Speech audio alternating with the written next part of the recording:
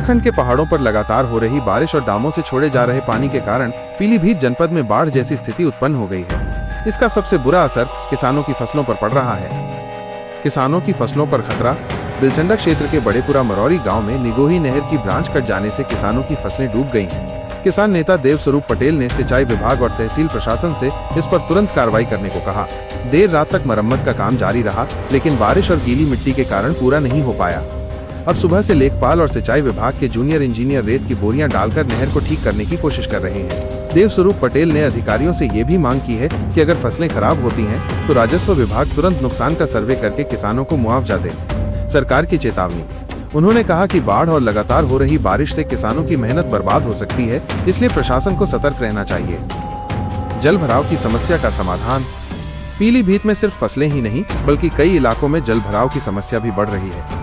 भड़रिया मोड़ पर जल भराव। बीसलपुर बरेली हाईवे पर भड़रिया मोड़ पर कई दिनों से जल भराव था, जिससे लोगों को बहुत दिक्कत हो रही थी। प्रशासन से बातचीत। देवस्वरूप पटेल ने ग्रामीणों से बात करने के बाद PWDNH खंड के अधिशासी अभियंता शशांक भार्गव से फोन पर संपर्क किया।